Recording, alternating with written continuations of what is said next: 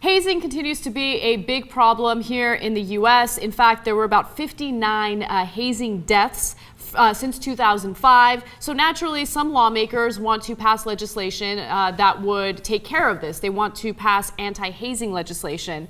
Representative Frederica Wilson was one of those representatives who wanted to do this. In fact, she promised to propose anti-hazing legislation. However, she received $1,000 from something known as Frat PAC. And Frat PAC is lobbying to make sure that the legislature does not pass or even propose anti-hazing legislation. So there's so many parts of the story that I love. Number one, there's something called Frat PAC. Okay, come on. Like, there's a PAC for everything. Number two, hazing is almost bullying in a sense. It's not exactly right? But it goes further than bullying, and I totally understand that there are forms of bullying where it gets physical. But with hazing, I mean, you put yourself in situations where you are likely to die. So in one case, there was... I don't know about likely, but it could happen. No.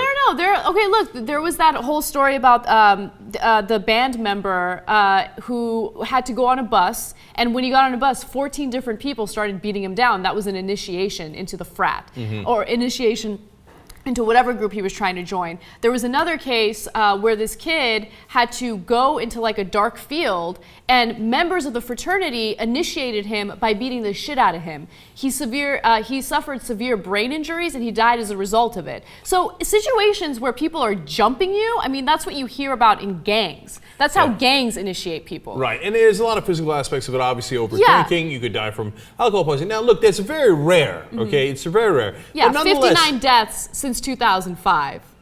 Yeah, now that's significant. I know, but there's thousands and thousands of people in France, etc. But 59 is not an insignificant number. I agree with you, right? But it doesn't really matter, because who's in favor of let him do it? 59 deaths, that's fine, right? Now, and you might say, hey, you know what? Reasonable people could disagree as to whether you should have legislation over that.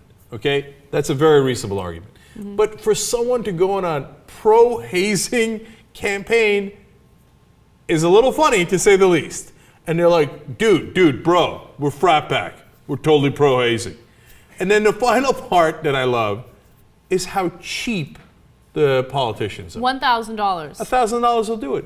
She was the one who was going to sponsor the legislation. She pulls it for $1,000. No. It gets better than that. She had a banner, like she had a picture where she's holding a banner with this woman named Kowiak. And Kowiak's son died as a result of the hazing. You know, the situation where he went into a dark field and people beat him up. She wanted to raise awareness about that. So she was working with this Representative Wilson, to create this legislation. So this representative literally has a picture with this woman holding a banner about anti-bullying, anti-hazing legislation. And it's still on her website.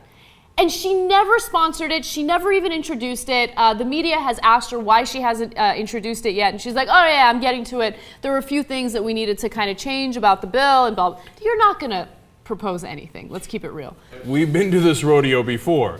And it's not a coincidence that money changes votes. It happens all the time. What's amazing is how cheap you can buy them. I found this interesting. This is according to Bloomberg. They say that Frat PAC's activity isn't limited to Congress. It has also lobbied against U.S. Education Department guidelines for investigating sexual assaults on campus. That's fascinating, given the fact that sexual assaults on campus continue to be a big deal because administrators continue to brush it under the rug and not do anything to investigate or prosecute those that are accused of doing rape and sexual assault on campus or at frat houses or sorority houses. And by the way, isn't this an admission by Frat PAC that, yeah, sexual assaults happen at fraternities, so we want to make sure you don't investigate it so we can continue to do sexual assaults? Yeah, congratulations, Frat PAC. And congratulations to the Congress people that you apparently easily buy off.